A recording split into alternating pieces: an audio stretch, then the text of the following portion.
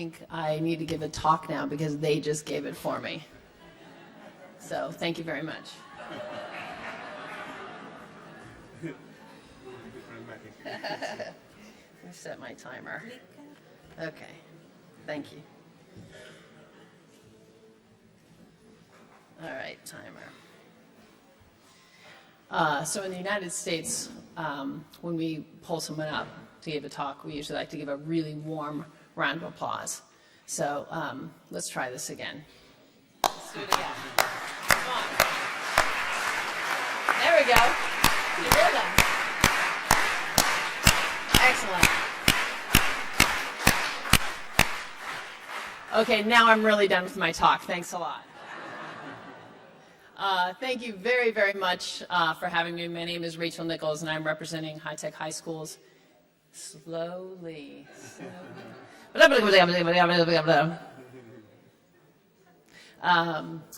name is Rachel Nichols, and I'm very, very pleased to represent high-tech high schools in San Diego. We are not that San Francisco school you just saw. We believe in using these and these. So, in Italy, by the way, this is the most gorgeous audience I have ever seen. Can I take a picture of you really quickly? Hold on a minute. It's incredible. I mean, the food here is good, the drink is good, the coffee, but look at these faces. Hold on. I mean, it's distracting. I heard that would happen, but okay. Everybody, cheese, ready? Ready? 1, 2, 3. Super. Thank you. Okay. Yeah, you can clap again. Why not? And then we'll get started. One classic problem, and I'm curious if this happens to beautiful Italian folks, is in our schools, our teenagers kind of get a little stinky. Do you have that problem?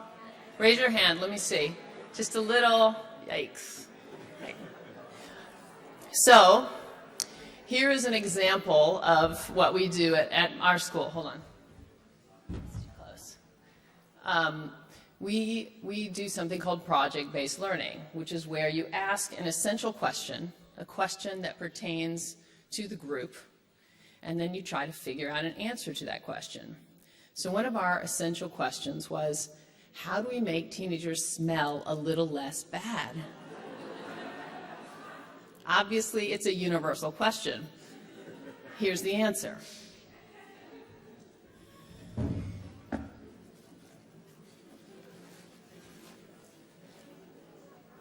Soap.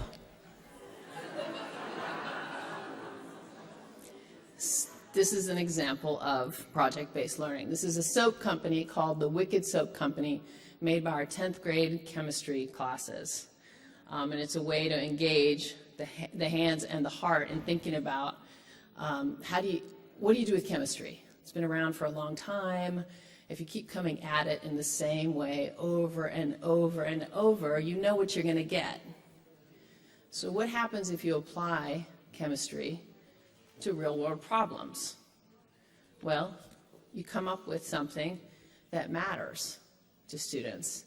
So they started, and then the essential question was, really the essential question wasn't about teenagers stink. I was just kidding. That's my essential question.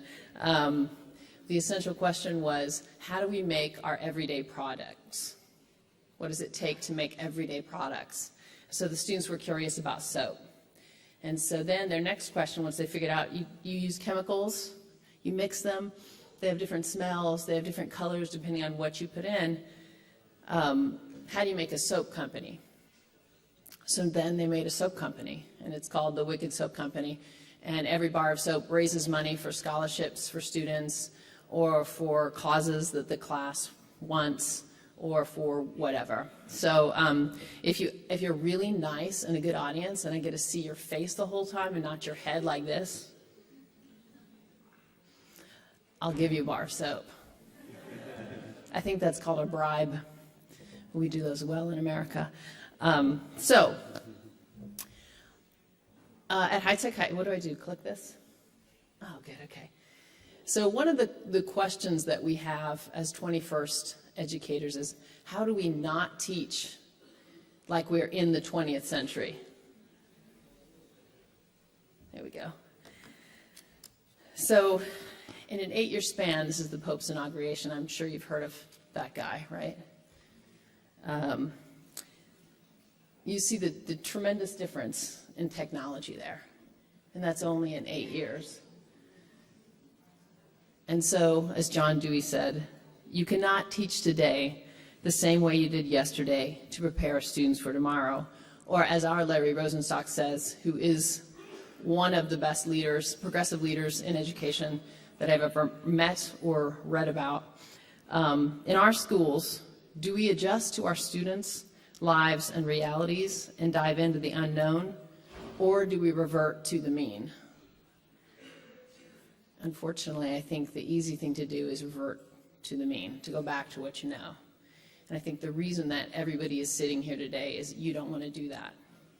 So the big question is, how do you not do that? How do we avoid going back to the comfort zone when we know it's not serving our students? The question is everywhere. It's with us as well.